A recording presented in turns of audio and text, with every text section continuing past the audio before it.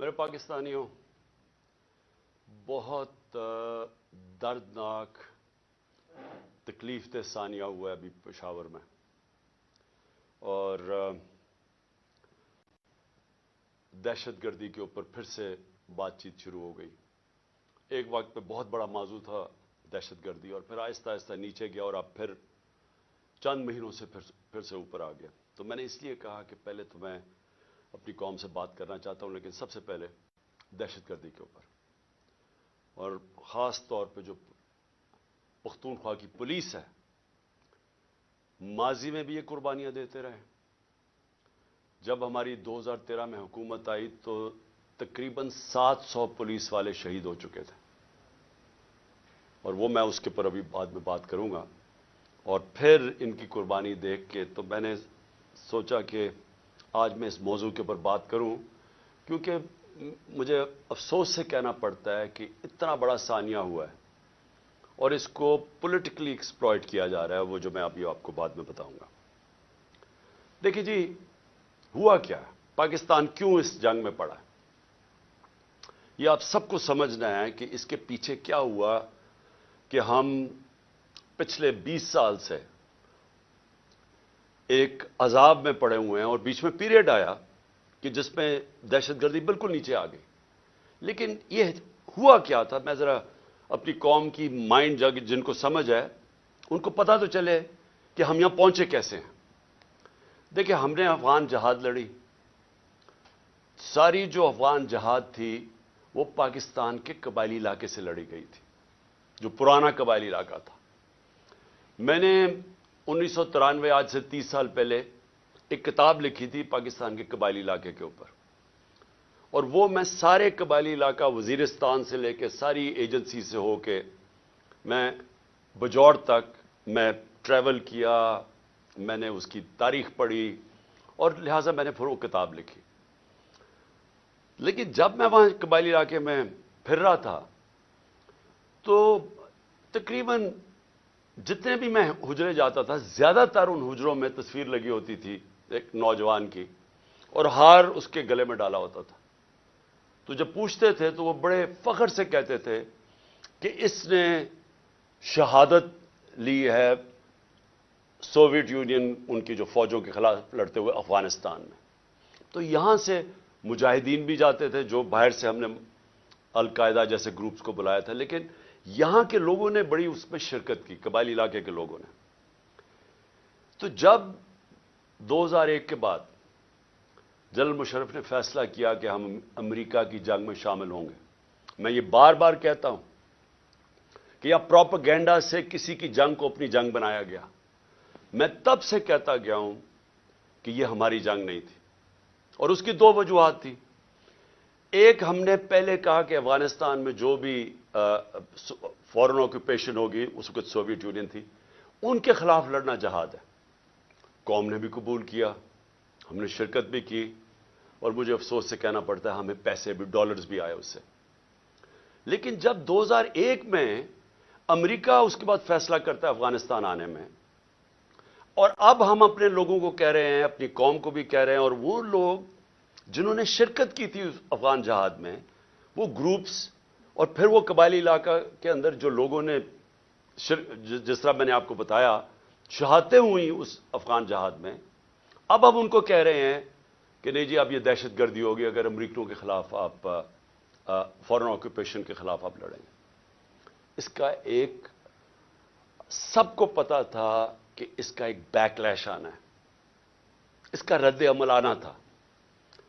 اور جب میری آپ سٹیٹمنٹس میں 2003 میں نیشنل اسمبلی میں بھی بولا، جب پاکستان نے فیصلہ کیا، جنرل مشرف نے اپنی پہلی دفعہ 1948 کے بعد جب قائد اعظم نے حکم کیا تھا کہ پاکستان کی فوج قبائلی علاقے سے واپس لے آؤ، یہ پہلی دفعہ جب مشرف نے فوج بھیجی وہاں 2003 میں، تو میں نے اسمبلی میں تقریر کی اور کہا کہ اگر آپ تاریخ پڑھ لیں قبائلی علاقے کی، اب کبھی یہ حماقت نہ کرتے، کیونکہ ہماری وہ فورس تھی وہاں، ہمیں کوئی فوج بھی نہیں رکھنے کی ضرورت تھی۔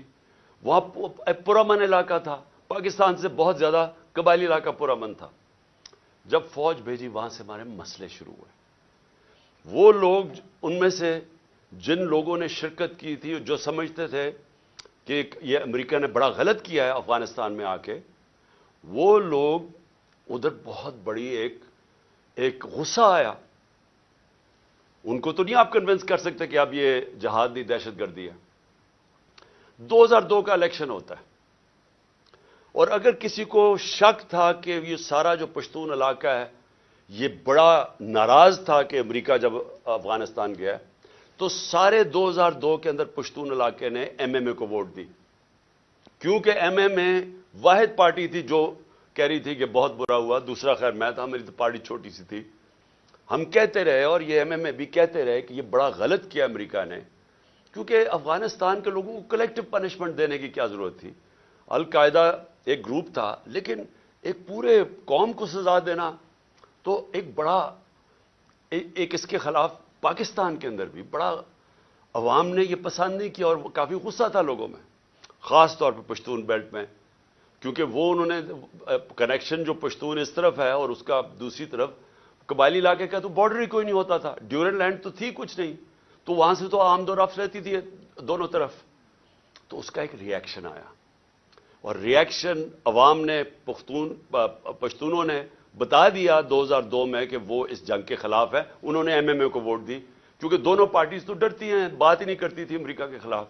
یہ تو امریکہ کو اپنا وہ آقا مانتی ہیں، تو یہ تو بولی نہیں. تو جو بول رہی تھی پارٹی ایم ایم اے، ان کو قوم نے ووٹ دی، سارے پشتونوں نے. تو پتہ چل گیا کہ قوم کدھر کھڑی ہے. اب وہاں سے شروع ہوئی، جیسے جیسے ہم پڑھتے گئے امریکہ کی جنگ میں، وہ پھر وہاں دہشت گردی، اس کا ری ایکشن آتا گیا. انہوں نے پاکستان کے خلاف جو پھر پہلی دفعہ 2004-05 میں ہم نے ٹی ٹی پی کا نام سنا. یہاں تو کوئی ملیٹنٹ طالبان نہیں تھے.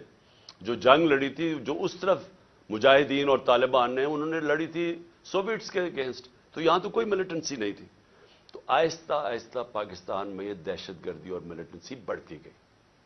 اور مجھے افسوس سے کہنا پڑتا ہے کہ میری طرح کے لوگ جب کہتے تھے کہ یہ بڑا غلط ہو رہا ہے، پاکستان کو نقصان ہو رہا ہے، مجھے طالبان خان کہا گیا. میں جب وہ امریکنوں کی جو افغانستان میں وہ کر رہے تھے، اس کو بار بار میں کہتا گیا کہ کوئی ملٹری سولوشن نہیں ہے، کیونکہ افغانستان کی اگر آپ تاریخ آپ پڑھ لیں تو آپ کو پتہ چلے گا کہ وہ کسی باہر والے کو ایکسیپٹ کرتے ہی نہیں ہیں. تو ادھر بھی کہتے گئے، تو وہاں اینٹی امریکن کا اور ہر قسم کی باتیں کی گئی. لیکن جو لوگ اس علاقے کو جانتے تھے، سب کو پتا تھا کہ یہاں جتنا آپ ادھر پڑھیں گے، ادھر مشکلات ملک کے لیے بڑھتی جائیں گی. اب میں آتا ہوں کہ یہ پھر فاسٹ فارورڈ کر لیں. اچھا، اس سے پہلے میں کہوں گا ڈرون اٹیکس ہونے شروع ہو گئے، اور یہ 2006 سے ڈرون اٹیک 4 سے 5 سے آہستہ آہستہ بڑھتے گئے. ڈرون اٹیکس کیا ہوتا تھا کہ وہاں جا کے اٹیک کرتے تھے قبائلی علاقے میں، وہاں زیادہ تر بے قصور لوگ مارے جاتے تھے. وہ کیا بدلہ کس سے لیتے تھے؟ وہ آ کے پاکستان کی سیکورٹی فورسز، پولیس کے خلاف بدلہ لیتے تھے. تو اس لیے میں نے ایک بہت واحد پولیٹیکل پارٹی جس نے ڈرونز کے خلاف دھرنا کیا، ہم نے پوری کیمپین کی، وزیرستان مارچ کی دھرنوں کے خلاف، یہ ڈرون اٹیکس کے خلاف. باقی یہ پارٹیز چپ کر کے بیٹھی ہوئی تھی اور ڈرتے تھے. آپ کو پتہ ہے ان کے تو پیسے باہر پڑے ہوئے ہیں، تو وہ تو ڈرتے ہیں بولتے ہوئے. جب آپ کی دولت وہاں باہر پڑی ہو تو خوف آتا ہے ان سے. اس کے بعد کیا ہوا؟ ہماری گورنمنٹ آ گئی، پختونخوا میں گورنمنٹ آئی 2013 میں. ہماری پولیس بری طرح ان کی کیجولٹیز ہوئی تھی، وہ ڈیمورلائز تھی. ہم نے پولیس کے اوپر پوری ریفارمز کی گئیں. آئی جی درانی صاحب کو ہم نے یہاں سے لے کے گئے مرحوم، وہ آئے وہاں، ہم نے پولیس کو ریفارم کیا، پولیس کمانڈوز کی ٹریننگ کروائی، پہلی دفعہ پولیس کمانڈوز کو ڈیولپ کیا. اور ادھر سے پھر فائٹ بیک ہوئی، اور پختونخوا کی جو پولیس تھی وہ پھر کھڑی ہوئی اپنے پیر پہ. اور اتنی قربانیوں کے باوجود انہوں نے ان کے اینڈ میں دیکھیں کہ ساری قوم کھڑی ہوگی پختونخوا کی پولیس کے ساتھ، کیونکہ انہوں نے پھر قربانیاں دی اور روکا دہشت گردوں کو. لیکن اصل میں دہشت گردی لڑی جاتی ہے انٹیلیجنس ایجنسی سے، اور قوم کی سیکورٹی فورسز لڑتی ہے. اور قوم کی سیکورٹی فورسز نے اینڈ میں قربانیاں دی. پتہ نہیں 6000 ہمارے فوجی شہید ہو گئے، اور ٹوٹل پاکستان کی 80,000 پاکستانی اس جنگ میں ہلاک ہوئے. اب آ جائیں 2018 میں ہماری گورنمنٹ آ جاتی ہے. ہم فیسیلیٹیٹ کرتے ہیں افغان طالبان کے ساتھ بات چیت اور امریکن اور افغان طالبان کے بیچ میں بات چیت. ہم کوشش کرتے ہیں کیونکہ ہمارا انٹرسٹ تھا وہاں امن ہوگا تو پاکستان میں اس کا فائدہ ہوگا. کیونکہ اس وقت جو پچھلی افغان گورنمنٹ تھی وہ پرو پاکستان نہیں تھی, وہ پرو انڈیا تھی. اور وہ حکومت ہمیں کوئی ہیلپ نہیں ملتی تھی جب یہاں پاکستان سے تین گروپس آپریٹ کر رہے تھے, افغانستان اٹیک کرتے تھے تو وہ نہیں روکتے تھے. تو ہم نے پوری کوشش کی پہلے بات چیت کروائیں تاکہ امن ہو افغانستان میں. پھر ہم نے کوشش کی افغان گورنمنٹ کو اور طالبان کو اکٹھا بٹھانے کی, وہ ہم فیل ہو گئے, انہوں نے نہیں مانا. لیکن ہم نے کوشش کی, ہم نے دونوں اس گورنمنٹ سے بھی بات کر رہے تھے. میں گیا بھی کابل جب پریزیڈنٹ غنی تھے, تو صرف کوشش کی کہ ہم کسی طرح یہاں امن پیدا کریں. تو جب پچھلی 2021 کی گرمیاں, اب میں صرف آپ کو اس لیے تفصیل بتا رہا ہوں تاکہ آپ کو پتا ہو آج جو ہو رہا ہے اس کے پیچھے بیک گراؤنڈ کیا تھی. 2021 میں گرمیوں میں مجھے خوف آنا شروع ہو گیا جب امریکہ نے ڈیٹ اناؤنس کی وڈرال کی افغانستان میں. مجھے خوف آنا شروع ہو گیا کہ یہاں خانہ جنگی ہوگی افغانستان میں. اور ہماری ISI نے ہمیں پوری بریفنگ دی کہ 3 لاکھ فوج ہے افغانستان کی, اور جیسے ہی وڈرا اگر یہ جب امریکہ جائیں گے تو یہ 3 لاکھ فوج اور 60-70 ہزار صرف طالبان ہیں, تو یہاں تو خانہ جنگی شروع ہو جائے گی. تو ایک خوف تھا کہ جب وہاں خانہ جنگی شروع ہوگی تو اس کا فال آؤٹ پاکستان میں بھی آئے گا.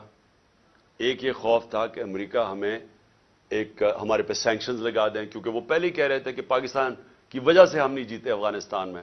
وہ پاکستانی انٹیلیجنس ایجنسیز کو بلیم کرتے تھے کہ وہ طالبان کے خلاف اس لیے کامیاب نہیں ہو کیونکہ پاکستان ان کی مدد کر رہا تھا. تو ڈر یہ تھا کہ ایک دفعہ سول وار شروع ہو گئی تو انہوں نے سارا ملبہ ہمارے پہ ڈال دینا. تو ہم تب سے میں پچھلی یعنی 21 کی گرمیوں سے آپ میری سٹیٹمنٹس دیکھ لیں, میں کہتا گیا تھا کہ وہ جو 2021 اور 22 کی سردیاں ہیں وہ پاکستان کے لیے سب سے مشکل وقت ہے. اور اس کی ایک وجہ یہ تھی کہ مجھے خوف تھا افغانستان میں کیا ہوگا. میرا جنرل باجوہ سے کوئی اختلافات نہیں تھے, ہم ایک پیج پہ تھے. اس ملک نے بڑا فائدہ ہوا جبکہ پاکستان کی اسٹیبلشمنٹ اور الیکٹڈ گورنمنٹ ایک پیج پہ تھی. اچھے کام ہوئے. کرونا کے اندر دنیا نے ہمارا تسلیم کیا جس طرح ہم نے ڈیل کیا, لیکن سب ایک قوم نے مل کے اس سے لڑا. اس کے بعد ٹڈی بھی تھی, اس کا ایک آیا وہ بھی, اس پہ بھی بڑا ہمیں خوف تھا. تو ہر چیز میں اس وقت ہم اکٹھے چل رہے تھے. اختلاف پہلا یہ ہوا کہ ایکسٹینشن کے بعد جنرل باجوہ نے بار بار ہمیں کہا کہ NRO کو NRO دے دو اور یہ اکاؤنٹیبلٹی سے پیچھے ہٹ جاؤ اور نیب کو چینج کر دو جو اب نیب ہے. یعنی نیب کو لاز کو امینڈ کرنا یہ تب سے شروع ہو گیا تھا کہ جیسے آپ امینڈ کریں گے تو یا پولیٹیکل سٹیبلٹی آ جائے گی. بیسکلی ان کو NRO دے دو, جو ہم نے ریفیوز کر دیا. میں نے میٹنگ بھی تھی ایک ہوئی تھی جس میں میرے سینئر منسٹرز بیٹھے تھے, جنرل باجوہ نے یہ تجویز دی. ہم نے کام نہیں کرتے کیونکہ میں تو آئے پالیٹکس میں 26 سال پہلے تھا رول آف لا کے لیے اور انصاف, اور اگر انصاف نہیں ہوتا تو کرپشن ہوتی ہے. تو دوسرا اختلاف کدھر ہوا؟ دوسرا اختلاف ان سے ہوا جنرل فیض کے اوپر. اب میں آج ساری قوم کے سامنے رکھنا چاہتا ہوں جو حقائق کیا تھے. میرا جنرل فیض کو اس وقت میں سمجھتا تھا کہ کیونکہ 2021-22 کی سردیاں ہمارے لیے بڑی مشکل ہوں گی, میں چاہتا تھا کیونکہ افغانستان کا فال آؤٹ آنا تھا, میں یہ چاہ رہا تھا کہ ان کو یہ سردیوں تک جنرل فیض کو رکھا جائے. کیونکہ اگر سب سے مشکل ٹائم ہے تو جو سب سے ایکسپیرینسڈ آپ کا انٹیلیجنس کا چیف ہے اس کو ہونا چاہیے, آپ کا بیسٹ کھلاڑی ہونا چاہیے. مجھے تب سے خوف تھا دہشت گردی کا. میں نے بار بار جنرل باجوہ سے بھی بات کی, میں نے اپنی کیبنٹ کو بھی بتایا کہ سردیاں ہمارے لیے مشکل ہیں, کیونکہ ایک پوری تاریخ میں دیکھ رہا تھا, مجھے تو پوری بیک گراؤنڈ پتا ہے اس کی. اللہ نے کرم کرنا تھا ایک طرح ہمارے اوپر بھی اور افغانستان کے لوگوں کے اوپر کہ وہ جو امریکن جو ٹرین کیا ہوا تھا افغان فوج اس نے ہتھیار ڈال دیے. پریزیڈنٹ غنی ملک سے چلا گیا افغانستان سے, ایک دم طالبان کی گورنمنٹ آ گئی, کوئی خانہ جنگی سے یہ سارا خطہ بچ گیا. اس نے آپ کو اندازہ نہیں کہ پاکستان کے اوپر کتنا فائدہ ہوا اس کا. اگر خدا نہ خواستہ خانہ جنگی شروع ہو جاتی ہمیں سب سے بڑا نقصان ہونا تھا. اللہ نے کرم کیا, افغانستان کے لوگوں پہ ہمیں بھی بچا لیا. اب اس کے بعد کیا ہوا؟ پاکستان, کیونکہ ہم نے دعا کے ڈائلاگز جو امریکن اور طالبان کے تھے, ہم نے سب سے زیادہ اس میں پروموٹ کیا, اس کے اندر ہمارا سب سے بڑا کام تھا. تو ایک جو گورنمنٹ سب سے پہلے جس کے سب سے اچھے تعلقات تھے افغانستان میں, وہ پاکستان تھا. اور جو دنیا نے ایکنالج کیا کہ جو ایویکویشن ہوئی افغانستان میں, اس میں پاکستان نے سب سے بڑا رول پلے کیا, کیونکہ ہمارے تعلقات اچھے تھے. اور پھر شاہ محمود قریشی کو میں نے وہاں بھیجا, انہوں نے ان سے میٹنگز کی. ہماری کوشش یہ تھی کہ 2500 کلومیٹر کا ہمارا بارڈر ہے افغانستان کے ساتھ. ہمارے تعلقات اچھے ہوں گے تو یہ جو 3 قسم کے دہشت گرد پاکستان میں آپریٹ کر رہے تھے, BLA, TTP اور پھر ISIL, تو ہماری کوشش یہ تھی کہ ہم ان کے ساتھ اگر وہاں سٹیبل گورنمنٹ آ جائے تو پاکستان بچ جاتا ہے دہشت گردی سے. OIC کی منسٹرز کی میٹنگ کروائی غالباً دسمبر میرے خیال میں 2021 میں. افغانستان کو ٹاپک رکھا, دنیا کو بتایا کہ افغانستان کی سٹیبلٹی ضروری ہے, جس میں ایک ہم نے اپنی وجہ بتائی کہ پاکستان میں دہشت گردی کنٹرول کرنے کے لیے سٹیبل افغانستان ضروری ہے. کانفرنس کروائی. اس کے بعد کیا ہوا کہ اس کے بعد بدقسمتی سے رجیم چینج آ گئی اور ہماری گورنمنٹ کو ہٹایا گیا. جب ہماری گورنمنٹ کو ہٹایا گیا تو اس سے پہلے ہماری میٹنگ ہوئی. میں نے جنرل باجوہ اور ISI چیف تھے, اب مجھے یہ نہیں یاد کہ اس وقت جنرل فیض آ گئے تھے یا یہ جنرل ندیم تھے, لیکن جنرل باجوہ تھے, اور میں نے اور ہم نے بیٹھ کے گفتگو کی کہ اب جب اپنی افغانستان میں ایک پرو پاکستان گورنمنٹ ہے, یعنی اینٹی نہیں ہے, کیونکہ غنی ایڈمنسٹریشن تو پاکستان کے خلاف تھی, جب وہ آ گئی ہے تو ہمیں کوشش کرنا چاہیے. اب جب طالبان, انہوں نے بھی کہہ دیا کہ اب ہم ان کو واپس بھیجنے لگے ہیں.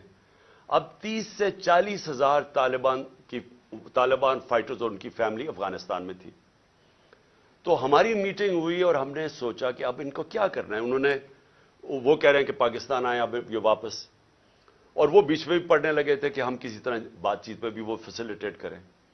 اب ڈسکشن یہ ہوئی, کیونکہ یہ جو سیکیورٹی ایشوز ہیں وہ تو ہم بات کر, جب ہماری بات ہوئی تو 2 ہمارے, خاص طور پہ 2 کی میں بات کر رہا ہوں, 3 جو ایک اور ہمارے بیوروکریٹ تھے جن کو قبائلی علاقے کا اندازہ تھا, جو سرو کر چکے تھے, اور ہمارے نور الحق قادری صاحب جو خیبر ایجنسی سے تھے, اور وہ مراد جس نے ساری جو سوات کے اندر پورا آپریشن ہوا تھا طالبان, تو انہوں نے بیٹھ کے بڑا خدشہ بتایا کہ دیکھیں جب وہ آئیں گے تو ان کی سیٹلمنٹ کیسے ہوگی, کیونکہ بڑا مشکل ہوگا, لوگوں کی دشمنیاں ہیں, قتل کیے ہوئے ہیں آپس میں, اور انہوں نے, طالبان نے, تو وہ بڑی تشویش تھی. تو یہ فیصلہ کیا گیا کہ ہمارے جو قبائلی علاقے کے MNAs اور وہ بیٹھ کے ہماری سیکیورٹی فورسز فیصلہ کریں گی کہ ان کو ریہیبلیٹیٹ کیسے کرنا ہے. یہ بھی سوچا کہ ان کے لیے پیسے خرچ کریں گے, کیونکہ 2 ہی ہے نا, یا ہم ان کو مار دیں ساروں کو کھڑا کر کے, اور یا پھر ان کو سیٹل کریں اور ان سے کوئی اگریمنٹ کریں. یہ اس کے علاوہ تو تیسرا کچھ نہیں تھا. تو ہم نے ان سے یہ بات ہوئی, اور وہ بدقسمتی سے بات آگے بڑھی نہیں, کیونکہ اور چیزیں آ گئی, اور آپ سب جانتے ہیں رجیم چینج کے اندر اور چیزیں آ گئی. اس کے بعد ہماری گورنمنٹ چلی گئی. 2022 کی جون کے اندر ملاکنڈ کے اندر مسئلہ آ گیا, سوات کے اندر ایک دم طالبان کی وہاں کوئی آیا, اور وہ عوام کھڑی ہو گئی, ان کو بڑا کہ پھر سے وہی حال ہونے لگا جو کہ پہلے تھا, جدھر سوات کے لوگوں نے بڑی مشکل وقت گزارا.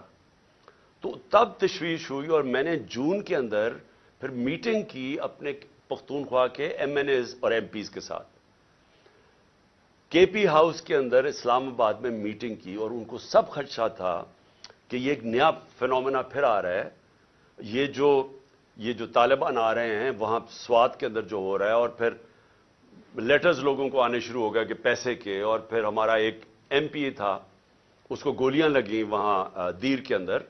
تو سب سے میٹنگ ہوئی اور ان کو خوف تھا کہ یہ ہو کیا رہا ہے. اور پھر ہم نے, کیونکہ ہماری گورنمنٹ تھی KP میں, ہم نے انہیں کہا کہ آپ بات کریں وہاں کے کور کمانڈر سے, اور کوئی اگریمنٹ کریں کہ یہ کیا ہو رہا ہے, یہ فینومینا کیا ہے, کیونکہ سمجھ نہیں آ رہی تھی.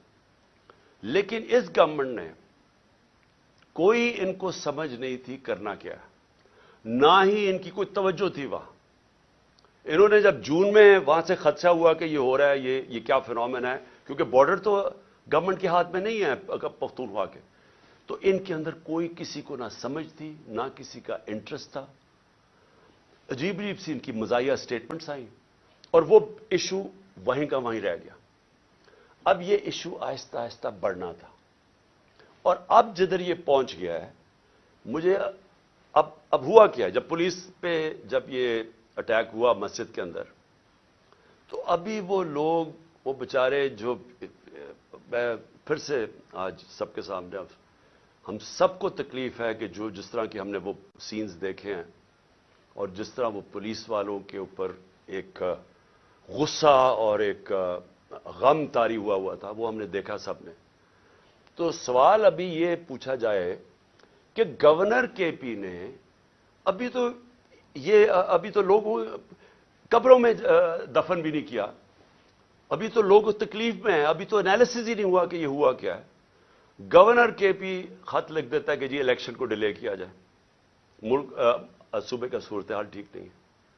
اب میرا یہ سوال ہے کہ جو لوگ یہ اب سمجھ رہے ہیں کہ یہ جو دہشت گردی بڑھائی جا رہی ہے, اور جو پہلے سے بھی یہ پی ٹی آئی کی گورنمنٹ کے خلاف ہے, اور یہ الیکشنز کو متاثر کر رہی ہے, اور یہ الیکشنز ڈیلے کرنے کے لیے, تو گورنر نے تو خط سے یہی اسی طرف لوگوں کو, جس کا نہیں بھی سوچ تھا وہ ادھر چلی گئی ہے. کیا یہ عقل ہے کہ جب تک آپ نے پوری طرح دیکھا ہی نہیں اور پتہ ہی نہیں آپ کو سیکیورٹی سچویشن کیا ہے, سیدھا بیٹھ کے کہہ دیا کہ الیکشن ڈیلے کرو؟ جو پرو گورنمنٹ کے تجزیہ نگار ہیں وہ بھی شروع ہو گئے کہ جی الیکشن ڈیلے کیا جائے.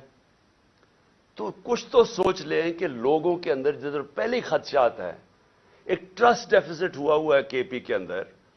پختونخوا کے لوگوں کو اعتماد چلا گیا ہے کہ یہ دہشت گردی ہے کیا. ہم سب جانتے ہیں کہ پی ٹی ایم کے کیا نعرے ہیں, اور جب پہلے سے خدشے ہیں تو یہ گورنر سٹیٹمنٹ دے رہا ہے کہ جناب الیکشن ڈیلے کر دے. تو میرا سب سے بڑا سوال اب یہ کہ آج میں اس گورنمنٹ اور ان کے لوگوں سے پوچھنا چاہتا ہوں کہ جو ہمیں ذمہ دار ٹھہرا رہے ہیں, میں یہ پوچھنا چاہتا ہوں کہ میں اس کا تو جواب دے سکتا ہوں جب ہم اقتدار میں تھے. جب ہم اقتدار میں نہیں ہیں, یہ کہنا کہ کیونکہ اس دور میں انہوں نے یہ کیا تو آج یہ ہو گیا. سوال یہ ہے کہ ہمارے دور میں کیوں نہیں ہوا؟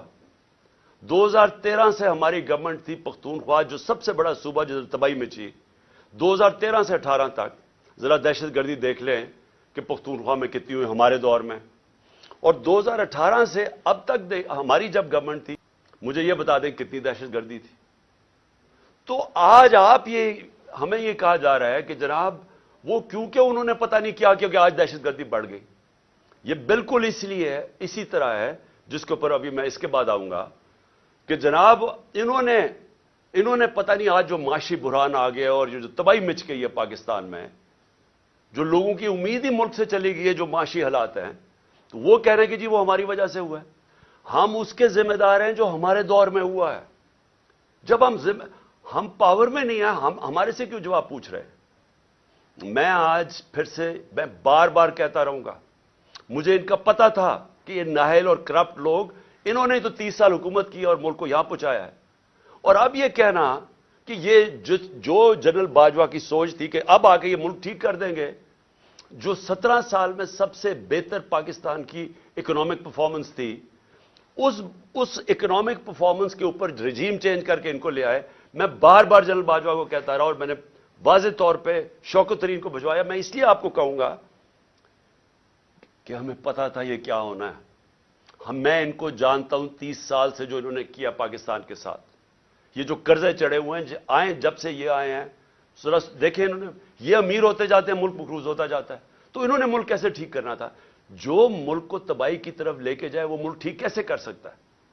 ان کے یہ جو نون لیگ کی 99 یہ گورنمنٹ چھوڑ کے گئے ہیں, ذرا دیکھ لیں کہ کیا حال تھا پاکستان کی معیشت کا, اور اب یہ جو 2018 میں چھوڑ کے گئے تب دیکھ لیں کیا حال تھا. تو اب ان کو جب ہمیں ہٹا کے ان کو لے کے آئے, انہوں نے اب ٹھیک کر دینا تھا ملک. چلتی ہوئی معیشت جو 17 سال میں اس کی گروتھ ریٹ, یعنی جو اکانومی میں دولت میں اضافہ ہو رہا تھا 5.7 اور 6%, آخری 2 سالوں میں کرونا کے باوجود. کرونا کا بھی میں بار بار آپ کو اس لیے یاد کرواؤں گا, یہ دنیا کے اندر اتنا بڑا ثانیہ صدی میں ایک دفعہ آتا ہے. اور دیکھیں کہ پاکستان کیسے نکلا اس میں سے, اور پھر اپنے لوگوں کو, معیشت کو, سب کو بچا لیا, غریبوں کو بچا لیا. اور ہم جب وہاں سے جب اس کو بتایا جنرل باجوہ کو کہ یہ نہ کامیاب ہونے دیں, اور اس لیے کامیاب نہ ہونے دیں کیونکہ یہ نہیں سنبھال سکیں گے, اور وہی ہوا. جیسے ہی آئے ملک نیچے جانا شروع ہو گیا. مجھے بتائیں کون سا اتنا بڑا عذاب آیا تھا؟ کیا چینج آیا کہ دہشت گردی بھی اسپانوں میں چلی گئی اور یہ معیشت بھی زمین پہ چلی گئی؟ کون سا چینج آیا تھا؟ یعنی کوئی مجھے سمجھائے کہ ہمارا تو مسئلہ بنا ہوا تھا, تیل پہنچ گیا تھا 110 سے $115 بیرل, اب وہ آ گیا, ابھی اوپر ہی بھی ہے تو $85 کا ہے. تو جب اصل تو مہنگائی تیل کی وجہ سے آتی ہے جو آپ امپورٹ کرتے ہیں. تو ہم نے تو جو انرجی کی قیمتیں وہ بھی اوپر گئیں, کموڈٹی سپر سائیکل جس کو کہتے ہیں اس کو بھی گزارا. 2.5 سال ہم IMF کے نیچے تھے, IMF کے پروگرام سے بھی گزرے. اس کے باوجود اگر ہم یہ پاکستان کی دولت میں اضافہ کر سکتے ہیں, انڈسٹری بھی گرو کر رہی تھی, کسان بھی خوش تھا, سروسز بھی اوپر جا رہی تھی, فیوچر ٹیکنالوجی اس میں گروتھ آ گئی تھی, ہمارے ٹیکس کلیکشن بڑھ گئے تھے, ہمارے record tax collection, overseas Pakistani کو اعتماد تھا ہمارے پہ, وہ ریمیٹنسز ریکارڈ بھیج رہے تھے $31 ارب کی. تو یہ آتے ساتھ ہی آج نیچے کیسے پہنچ گئے؟ یہ ہونا ہی تھا. اور میں آپ کو صرف یہ بتانا چاہتا ہوں کہ آج ہم کدھر جا رہے ہیں. میرے سے وہ چیزیں پوچھیں جب میں اقتدار میں تھا, اگر یہ نہ ہٹاتے پھر ہم ذمہ دار تھے. اگر یہ نہ سازش کر کے, یہ جو شہباز شریف بولتا پھرتا ہے, کیوں آپ نے سازش کی تھی کہ اگر آپ کو اتنا خوف تھا, ہماری تیاری نہیں تھی, ملک کے حالات بہت برے تھے, ہمیں رہنے دیتے. 1 سال, 1.25 سال, 1.5 سال رہ گیا تھا, ہم ذمہ دار تھے. پھر ہم اس کے ذمہ دار کیسے ہو جو آپ آ کے ملک کا بیڑا غرق کر کے رکھ دیا ہے, ہر طرح ملک نیچے لے گئے ہیں. مجھے یہ ذرا یہ سمجھائیں کہ 90 روپیہ گرا ڈالر کے مقابلے میں, 90 روپے. کیا اس کے ہم ذمہ دار ہیں؟ یعنی کیا آپ مجھے صرف یہ سمجھا دیں کہ یہ جسٹیفائی کیسے کرتے ہیں کہ 90 روپے ڈالر کے مقابلے میں کم ہو گیا؟ 90 روپے پاکستان کی دولت, لوگوں کے پیسے کے اندر کمی آ گئی ہے. یعنی جب آپ ڈالر اوپر جاتا ہے تو آپ کے روپے کی جب قیمت نیچے جاتی ہے تو آپ کی خریدار کی قیمت نیچے چلی جاتی ہے. اس سے جو چیز آپ باہر سے امپورٹ کرتے ہیں وہ سب مہنگی ہو جاتی ہیں. اور اس کا جب اثر آئے گا, جب 90 روپے آپ گراتے ہیں, آپ گرتا ہے کہ آپ کی نااہلی کی وجہ سے, اس کا اثر کدھر آ رہا ہے؟ ہر شعبے پہ اس کا اثر آ رہا ہے. سب سے پہلے مہنگائی. آج لوگوں کا سب سے بڑا مسئلہ مہنگائی بن چکا ہے. لوگ, تنخواہ دار لوگ آج سوچتے ہیں کہ ان کی تنخواہ میں کیسے گزارا ہوگا, اور ابھی پوری مہنگائی آئی نہیں ہے. ابھی تو اثر, یہ جو آخری 35 روپے گرے ہیں, ابھی اس کا اثر نہیں آیا. ابھی تو جو پٹرول اور تیل کی قیمتیں بڑھی ہیں, جو انہوں نے پٹرول اور ڈیزل بڑھایا ہے 35 روپے لیٹر, ابھی یہ اور بڑھنا ہے, کیونکہ جو روپیہ گرا ہے اس کا ابھی آپ کو اثر آئے گا, کیونکہ جو باہر سے چیزیں مہنگی ہوں گی. اور یہ کیسے مجھے بتا سکتے ہیں کہ 16 ارب ڈالر کے ریزروز چھوڑ کے گئے تھے, آج 3 ارب ڈالر کے تقریباً رہ گئے. تو کیا اس کی 9 مہینے میں یہ ہوا ہے؟ تو پھر سے میں کہتا ہوں کون سی قیامت آئی تھی کہ ملک کو یہاں پہنچا دیا. اور میں عوام کو بتانا چاہتا ہوں کہ ابھی جو مہنگائی ہے ہمارے دور میں, جو کہ عوام کو, لوگوں کو افیکٹ کرتی ہے, اسے کہتے ہیں سینسٹیو پرائس انڈیکس. کھانے پینے کی چیزیں جو گھروں میں, آپ کی کچن میں, آپ کو جو عام لوگ, جو سفید پوش, جو تنخواہ دار, جس کو لوور مڈل کلاس کہتے ہیں, جو مزدور ہیں, ان کو سب سے زیادہ افیکٹ کرتی ہے, جس کو کہتے ہیں SPI سینسٹیو پرائس انڈیکس. ہمارے دور میں 16% تھی, آج وہ پہنچ گئی ہے تقریباً 40%, اور یہاں رکنے نہیں لگی, کیونکہ ابھی اس کا پورا اثر آیا نہیں ہے جو روپیہ ہمارا اتنی تیزی سے گرا ہے. اس کا مطلب چیزیں جب اور مہنگی ہوتی جائیں گی, یہ لوگوں کے لیے اور مہنگائی بڑھتی جائے گی. اس کے بعد یہ صرف یہ یہ تیل اور ڈیزل نہیں بڑھا اور اس کا بھی اثر آئے گا. گیس بڑھنے والی ہے, بجلی بڑھنے والی ہے. بجلی یہ دگنی کر چکے ہیں, ہمارے جانے کے بعد دگنی اس سے زیادہ بڑھنے والی ہے. اور جو ہمارے قرضے ہیں, 9 مہینے میں ہمارے قرضے کتنے بڑھے ہیں؟ 10,000 ارب روپیہ. 10 ٹریلین روپے ہمارے قرضے بڑھ چکے ہیں جب سے یہ آئے. اور انہوں نے کیا کیا؟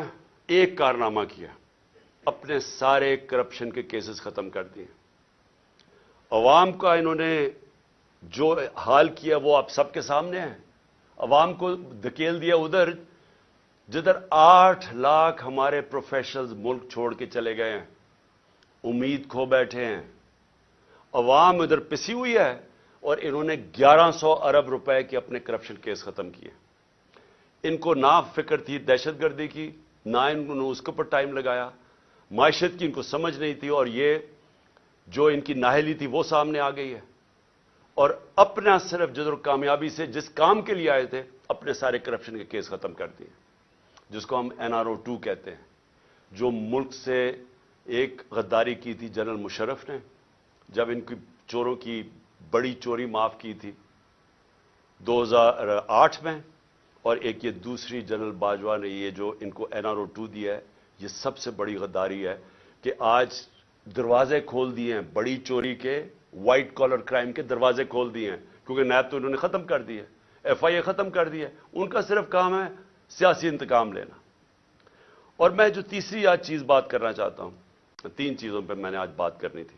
پہلے دہشت گردی پہ کہ وہ ہمیں ذمہ دار ٹھہرا رہے ہیں, اور دوسرا یہ معیشت پہ وہ نیچے گئے وہ ہمیں ذمہ دار ٹھہرا رہے ہیں.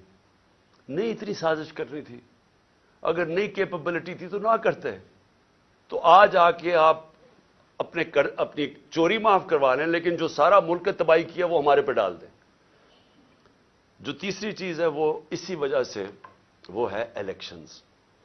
اب میں یہ بتاؤں کہ ہماری پنجاب اور پختونخوا میں حکومتیں تھیں, 66% پاکستان ہمارے نیچے تھا. ہم نے پہلی دفعہ اس ملک کی تاریخ میں اپنی 2 گورنمنٹس کو ڈیزالو کیا, اپنی گورنمنٹس چھوڑی. ہم نے کیوں چھوڑی؟ اب ہمیں کوئی ضرورت نہیں تھی, کسی نے بندوق نہیں رکھی تھی ہماری گورنمنٹ کرانے کے لیے. ہم نے اس لیے چھوڑی کیونکہ ہم سب کو خوف آ رہا ہے پاکستان کا, یہ جو تباہی کی طرف یہ لے کے جا رہے ہیں, اور مجھے خوف ہے کہ آگے اور ہم نے کتنا نیچے جانا ہے. IMF مل بھی گئی تو وہ بھی کینسر کا علاج ڈسپلن سے ہوگا. خوف یہ تھا کہ اگر یہ زیادہ, اور ان کا کوئی الیکشن کروانے کا سوچ نہیں. یہ بھی واضح ہو جانا چاہیے کہ اتنی جلدی انہوں نے پشاور کے ثانیہ کو استعمال کیا ہے کہ کس طرح الیکشن ڈیلے ہو جائے. ان کا الیکشن اس سال کروانے کا بھی نہیں تھا پلان, یہ آگے لے کے جانا چاہتے ہیں. اور ان کی پوری کوشش یہ ہے کہ کسی نہ کسی طرح یہ تب الیکشن کروائیں جب یہ سمجھیں کہ تحریک انصاف ختم ہو چکی ہے. یہ ان کا پلان ہے. اور ہم نے اس لیے یہ الیکشن کا فیصلہ کیا, اور ہم نے یہ سوچا کہ کس طرح ہم الیکشن کروا سکتے ہیں. ہم نے کہا اپنی گورنمنٹ سے نکل جاتے ہیں, اور ہم نے آئین کو سامنے رکھتے ہوئے یہ فیصلہ کیا. آئین کے اندر بڑا واضح ہے, اس میں کوئی ابہام نہیں ہے, کوئی بھی اس کے خلاف نہیں جا سکتا. آرٹیکل 105 آئین کا واضح طور پہ کہتا ہے کہ جب اسمبلیز ڈیزالو ہوں گی تو 90 دن اور اس سے کم میں الیکشن ہوگا. کوئی ifs اینڈ بٹس نہیں ہے اس میں. یہ ہم نے قربانی اس لیے دی کہ ہم سے یہ سمجھتے تھے کہ یہاں ایک ہی طریقہ ہے کہ ایک دفعہ پنجاب اور پختونخوا میں الیکشن ہو گیا تو مجبوراً 66% پاکستان میں الیکشن ہوگا, مطلب سارے ملک میں ہو جائے گا. تو ہم نے تو اس لیے دی. اب یہ اس سے بھاگ رہے ہیں, سب مل کے اب کوشش کر رہے ہیں کہ کسی نہ کسی طرح اس سے باہر نکلیں. اب میں سارے پاکستانی کو بتانا چاہتا ہوں, اپنی ساری لیگل کمیونٹی کو بتانا چاہتا ہوں, اپنے وکلا اور اپنی عدلیہ کو بتانا چاہتا ہوں کہ جتنا بڑا یہ نقصان پہنچے گا اگر یہ کامیاب ہوگا 90 ڈیز سے آگے لے جانے کی, یہ وہی ہوگا لینڈ مارک جو کہ ایک دفعہ जस्टिस मुनीर ने इस मुल्क के अंदर रूल ऑफ लॉ को ख़त्म करके डॉक्ट्रिन ऑफ नेसेसिटी लेके आए थे। वो कोई नहीं भूला आज तक। कोई वजह नहीं है कि 90 डेज से आगे लेके जाएं। ये कहेंगे कि जी ओहो दहशतगर्दी हो गई। 2013 में दहशतगर्दी नहीं थी, 2008 में दहशतगर्दी नहीं थी, तो अब क्यों नहीं इलेक्शन आगे किए? और ये याद रखें कि 2008 के अंदर इलेक्शन इसलिए आगे किए गए थे क्योंकि वहां एक डेमोक्रेटिक सेटअप नहीं था, जनरल मुशर्रफ की गवर्नमेंट थी, इसलिए इलेक्शंस को आगे किया गया था।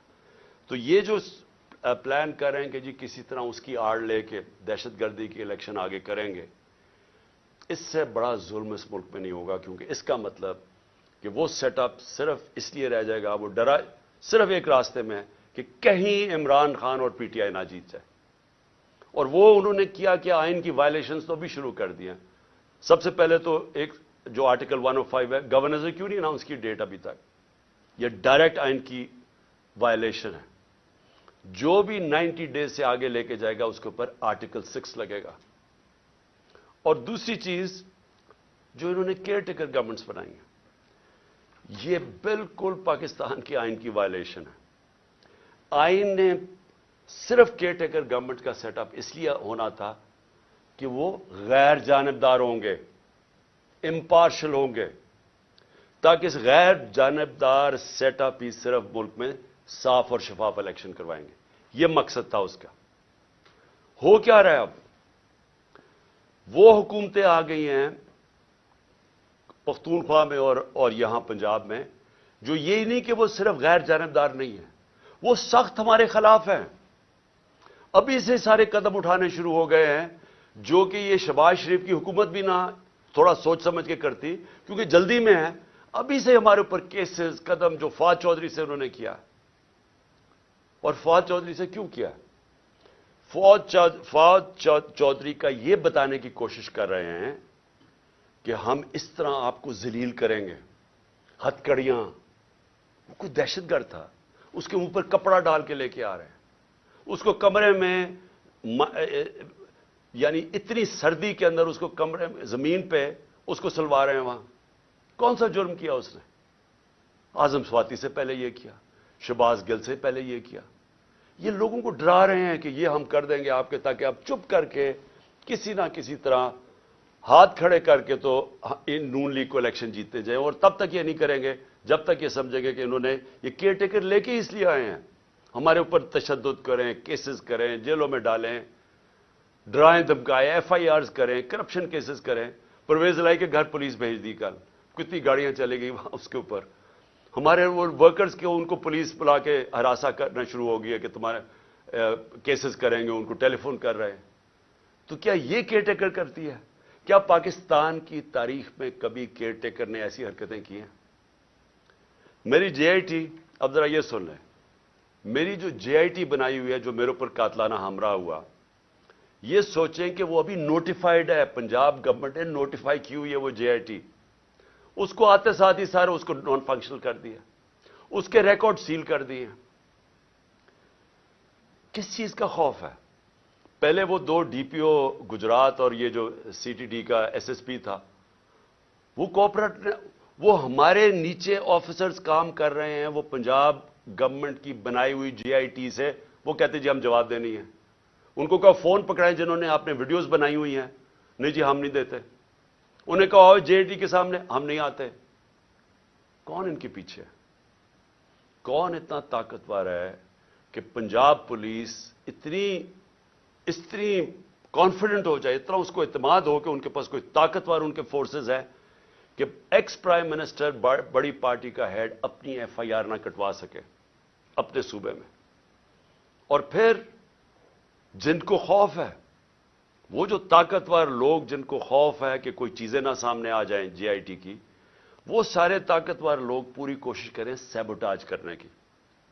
लेकिन सैबोटाज करने से पहले क्या चीजें सामने आ गई हैं? पहले मैं ये जरा आपको 2 चीजें बता दूं कि पहले तो 16 दिसंबर को JIT ने जो फोरेंसिक रिपोर्ट दी थी अदालत में, उसमें क्या चीज आई? 2 शूटर थे। उन्होंने ये एस्टैब्लिश कर दिया कि दो बंदूक वाले थे जिन्होंने गोलियां चलाई, वो 16 दिसंबर की आ गई। अब 3 जनवरी की जो फोरेंसिक रिपोर्ट है, जो अदालत में अब गई है, अभी गई है अदालत के अंदर, ये अदालत में जमा हो गई है। इसने एस्टेब्लिश किया है कि 3 शूटर थे। सो जो सारा बनाया हुआ था कि जी एक दीनी इंतहा पसंद है जिसने कहा मैं अकेला हूं, उसको पढ़ा के भेजा था पहली स्टेटमेंट मैं अकेला हूं, तो पहले तो यह साबित हो गया कि 3 शूटर थे। तो सारी जो साजिश थी वो सामने आ गई। और 3 शूटर इस तरह थे कि उसकी गोलियां जो हम कह रहे थे, जो मैं भी कह रहा था कि ऊपर से मेरे गोली, छत से गोलियां, उनके गोलियों के खोल मिल गए जो इन्होंने आइडेंटिफाई किया जीआईटी ने, जो कि अब अदालत में जमा करवा दी। तो सवाल मेरा ये फिर से बनता है कि क्या एक केयरटेकर गवर्नमेंट जिसका काम ही ये नहीं है, जिसका काम ये था कि वो सिर्फ और सिर्फ इलेक्शन करवाए, वो इंटरफेयर कर रही है जीआईटी में? कौन है इनके पीछे? कौन है ये इनको जो एडवाइस कर रहा है कि सारे जो ऑफिसर्स यहां लगवाए जाएं वो सारे एंटी पीटीआई हों? उन ऑफिसर्स को लगाया जा रहा है जिन्होंने 25 मई में हमारे ऊपर जुल्म किया था। हमने 22, सिर्फ सारी पंजाब की फोर्स से हमने 22 लोगों के नाम दिए थे कि इनको आपको नहीं लगाना चाहिए, ये सख्त हमारे तहरीक इंसाफ के खिलाफ है, इन्होंने हमारे अगेंस्ट एक्शन लिया था। उनमें से 13 को लगा चुके हैं, 22 में से 13 लग गए और बाकी लगने वाले हैं। कौन सी केयरटेकर गवर्नमेंट ने पाकिस्तान की तारीख में यह किया है? और मैं एक और भी बात करना चाहता हूं, क्योंकि ये मेरे ऊपर जो कातलाना हमला हुआ था, एक क़यामत की निशानी आ गई है। आसिफ जरदारी ने मेरे ऊपर हर्जाना कर दिया, डेफेमेशन कर दिए। डेफेमेशन का क्या मतलब होता है? कि मेरी रेपुटेशन को नुकसान पहुंचाया गया है, इसलिए मैं अदालत में जा रहा हूं। आसिफ जरदारी साहब, सबसे पहले जब यह अदालत में केस जाएगा, मैं तो बड़ा शुक्र कर रहा हूं कि आप अदालत में आएंगे, सबसे पहले वो आपसे पूछेंगे क्या आपकी कोई रेपुटेशन है जो खराब हुई है, उसको नुकसान पहुंच सकता है। सारी दुनिया में मजमून आपको दिखाएंगे पहले कि मिस्टर 10% आपका नाम रखा गया था, कि हर चीज के ऊपर पैसे बनाते थे। सिंध के लोगों से पूछें कि क्या जुल्म का निजाम आपने वहां रखा हुआ है। कुरान पे हाथ रख के बताएं कि आपने अब तक कितने लोग मरवा चुके हैं। वो जज का जो नाम आपके ऊपर आता है, बताएं ना लोगों को कि आपने क्या क्या किया अपनी माजी में, किस तरह की दहशत फैलाई हुई है आपने सिंध के अंदर। मैं तो शुक्र कर रहा हूं कि मेरे ऊपर हर्जाना करें आप। और फिर क्या ये, जब मैं कह रहा था कि मेरे ऊपर हमला होने वाला है, ये जो जीआईटी की रिपोर्ट के सामने कि एक दीनी इंतहा पसंद के नाम पे मुझे कत्ल करेंगे, तो क्या किसी ने राइटिंग में दिया था कॉन्ट्रैक्ट? मुझे पता चल ही गया था ना कहीं से, तो मैं इसलिए बोल रहा था तब, और जलसों में कह रहा था कि करने वाले हैं। उससे पहले भी एक प्लान बनाया हुआ था, ये प्लान बी बना था। तो कोई मुझे राइटिंग में तो किसी ने नहीं कहा था कि आप सबूत दें जी। मुझे इंफॉर्मेशन मिली थी तो मैंने कहा था, और वो सारी इंफॉर्मेशन साबित हो रही है। ये जो जीआईटी में कवर अप करने की कोशिश हो रही है, ये ताकतवर लोग अपने आप को बचा रहे हैं, इसलिए वो खौफजदा है कि कहीं सच ना सामने आ जाए। और ये जो आसिफ जरदारी आपने जो गेम की है, ये एक स्प्लिटर ग्रुप है दहशतगर्दों का। और मेरी इंफॉर्मेशन इतनी सॉलिड है, वो इतनी सॉलिड है कि वो उसमें जो जो मुझे डिटेल्स पता है कि कौन से वो एजेंसीज के ऑफिसर्स उसके साथ, आपके साथ मिले हुए हैं जिन्होंने प्लान किया है। पहले था एक कत्ल का प्लान है, उसको मैंने जब 4 नाम मैंने टेप पे रिकॉर्ड करके मुल्क से बाहर पहुंचा दिए, मुझे कुछ होगा वो नाम आ जाएंगे। फिर प्लान बी बना जिसमें 3 लोग मुलव्विस थे, उसका मैंने सीधी तरह, और उसकी एफआईआर, उसकी क्योंकि एफआईआर नहीं हुई, इसी से साबित होता है कि वो तीनों मुलव्विस थे। क्योंकि मेरी राइट है, ये तो मेरा हक है कि एफआईआर, मेरे ऊपर कातलाना हमला हुआ, मुझे इजाजत होनी चाहिए थी, इन्वेस्टिगेशन में अपने आप को साबित कर लेते हैं। और ये जो तीसरा है, जो ये प्लान इन्होंने किया हुआ है, अब ये दहशतगर्दी के नाम पे होगा कि पहले तो दीनी इंतहा पसंद ना, सलमान तसीफ टाइप मर्डर, अब ये होगा कि जी दहशतगर्दी मुल्क में आ गई है, تو جی دہشت گرد کا خودکش حملہ ہو گیا اور عمران خان کو مار دیا.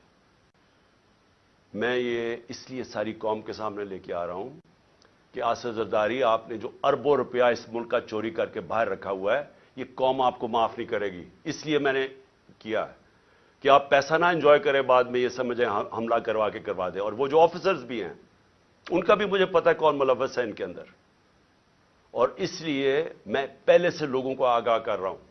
اور میں بڑا شکر کر رہا ہوں کہ اس آدمی کو میرے ساتھ عدالت میں کھڑا کرو. میں اس کی پوری کتاب ہوگی، اتنی بڑی کتاب ہوگی بتانے کے لیے کہ اس کے پاس ریپوٹیشن ہی نہیں ہے ڈیفینڈ کرنے کے لیے. آخر میں اپنی قوم کو میرا آخری پیغام یہ آج کی تقریر کا کہ دیکھیں، ایک ملک پھر سے یہ یاد رکھیں کہ ہم جس طرح جا رہے ہیں یہ ملک ہم تباہی کی طرف جا رہے ہیں. کیوں؟ کیونکہ ہمارا ایک بہت بڑا، جب پاکستان بنا تھا اس کے پیچھے ایک بڑا فلسفہ تھا، اس کے پیچھے قربانیاں تھیں، اس کے پیچھے ایک بڑی خواب تھی. اس ملک کو بنانے کے لیے ساری دنیا، مسلمان دنیا میں خوشیاں ہوئی تھیں. مجھے البینیا کا پرائم منسٹر ملا ایک دفعہ. اس نے کہا کہ ہم قائد اعظم کی تقریریں سنا کرتے تھے، اب وہ فوت ہو گئے، ہم ریڈیو پہ سنا کرتے تھے. اور نیلسن منڈیلا نے کہا کہ وہ قائد اعظم کی تقریریں سنتے تھے کیونکہ وہ سارے آزادی کی جنگ میں ملوث تھے. اور اس نے کہا کہ مٹھائیاں بانٹی گئیں البینیا کے اندر جب پاکستان بنا. یہ ساری مسلمان دنیا میں ایک ہوپ آئی کہ کیسا ملک بنے گا. اس وقت سب سے بڑی پاکستان کی آبادی تھی مسلمان ملکوں میں. بدقسمتی سے ناانصافی کی وجہ سے ایسٹ پاکستان علیحدہ ہوا. تو اس وقت سارے لوگوں نے امید لگائی ہوئی تھی کہ کیسا ملک آئے گا جو لیڈ کرے گا مسلمان دنیا کو. ہم کدھر پہنچ گئے وہاں سے؟ ہمارے پاس یہ چور اوپر بیٹھ گئے، آ کے پیسے ان کے باہر پڑے ہیں، ملک کا ان کو کوئی فکر ہی نہیں ہے. روپیہ 90 روپیہ ڈالر مہنگا ہو گیا ہے ان کے 9 مہینے میں. ان کو کیا فائدہ ہوا؟ ان کو کیا نقصان ہوا؟ فائدہ ہی فائدہ، نقصان زیرو. کیونکہ ان کے ڈالرز میں پیسے پڑے ہوئے ہیں باہر. ان کے تو ڈالر اور ان کی ویلیو اوپر چلے گی. انہوں نے تو پیسہ باہر رکھا ہوا ہے، ان کو تو فائدہ ہو گیا. نقصان ہماری طرح کے پاکستانیوں کو ہو رہا ہے جن کا جینا مر رہا ہے یہاں. ان کے لیے تو عذاب ہو جاتا ہے. جی ECL پہ ڈال دیا، مجھے ڈالیں ECL پہ. مجھے کیوں نہیں فکر کہ اچھا جی ECL پہ ڈالیں گے تو مجھے بڑا کوئی مسئلہ ہو جائے گا. ان کو کیوں مسئلہ ہے؟ کیونکہ پیسے گننے ہوتے ہیں، پراپرٹیز باہر دیکھنی ہوتی ہیں، بڑے بڑے ہیرڈ جیسی جگہ پہ شاپنگ کرنی ہوتی ہے، بڑے بڑے باہر ریسٹورنٹس میں. جب اتنا بڑا پیسہ آ جائے تو وہ خرچ بھی کرنا ہے نا، وہ پاکستان میں تو نہیں ہو سکتا. عذاب ECL پہ ڈال کے، مجھے ڈال دیں ECL پہ. جن کا جینا مرنا آج پاکستان میں ہے وہ سارے آج تشویش میں ہیں، غم زدہ ہیں. سب کو خوف آ رہا ہے آگے کدھر ملک جا رہا ہے. میں ہر پاکستانی کی بات کر رہا ہوں جو سمجھتا ہے کہ یہ ہماری ماں ہے، ہمارا ملک ہے. وہ سب آج ان سب کو خوف آ رہا ہے کہ جو ڈائریکشن میں پاکستان جا رہا ہے. اور میں پھر سے یہ کہتا ہوں کہ ہمیں وقت ہے ابھی بھی، اور ایک راستہ ہے بس. جو مرضی، میں آپ سے نہیں کہہ رہا، میں 8-9 مہینے سے ایک ہی بات کہہ رہا ہوں کہ یہ جو لوگ آئے ہیں اس سے نکلنے کا ایک ہی حل ہے. ایک فری اینڈ فیئر الیکشن کروائے جائیں جلدی سے جلدی. عوام کے مینڈیٹ سے گورنمنٹ آئے. جب عوام کی بیکنگ سے گورنمنٹ آئے گی وہ بڑے فیصلے کرے گی. یہ چوروں کی طرح نہیں، یہ چوروں کی طرح نہیں جو ڈرتے ہیں فیصلے کرتے ہوئے کیونکہ ان کو ان کا تو مقصد ہی گورنمنٹ میں اور آنے کا. یہ ملک تو ٹھیک نہیں کرنے آئے. ان لوگوں کو جن کو پبلک بیک کرے گی، پبلک مینڈیٹ سے آئیں گے، وہ بڑے فیصلے کریں گے. جب وہ بڑے فیصلے کریں گے اس فیصلوں سے یہ ملک نکلے گا اس بحران سے. یہ صرف انتظار کر رہے ہیں. میں ختم کرتا ہوں، کرکٹ سے ختم کرتا ہوں کیونکہ میری بڑا زندگی کا حصہ تھا کرکٹ. یہ میچ ایسا ہے، یہ میچ کھیلنا چاہتے ہیں ان کے اپنے امپائر، اپنے سلیکٹروں، اپنی پچ ہو، اپنا تھرڈ امپائر ہو. قانون یہ بیچ میں میچ کے بدلتے رہے، دیکھ رہے ہیں نا، دوسری ٹیم شاید جیت نہ جائے، قانون بھی بدلتے ہیں. قانون بھی گیم کے یہ بدل رہے ہیں، اور جو مخالف ٹیم ہے اس کے کیپٹن کو یہ جیل میں ڈالنا چاہتے ہیں، اس کی اچھے پلیئرز کو یہ ان کے اوپر مقدمے کر کے ان کو باہر رکھنا چاہتے ہیں ٹیم سے، باقی جو ٹیم ہے ان کو کوئی پولیس ڈنڈے شنڈے مار کے کسی کی ٹانگ توڑ دی، کسی کا ہاتھ توڑ دیا۔ اوپر سے جب یہ سمجھے گے نا کہ اب یہ ٹیم بالکل ہی اب نکارہ ہو گئی ہے، تو پھر وہ 12th مین جو باہر لندن میں بیٹھا ہوا ہے وہ جب سمجھے گا نا، وہ اتنا ڈرپوک آدمی، وہ صرف تب واپس آئے گا جب وہ سمجھے گا اب ٹیم قابل ہو گئی ہے کہ جناب میں اب نیلسن منڈیلا کہ اب میں جیت لوں۔ ایسے ہونا نہیں لگا، کیونکہ ایک اور امپائر ہے مالک یوم الدین، وہ فیصلہ کر بیٹھا ہے آپ جو مرضی کر لیں، میچ آپ نے ہارنا ہے۔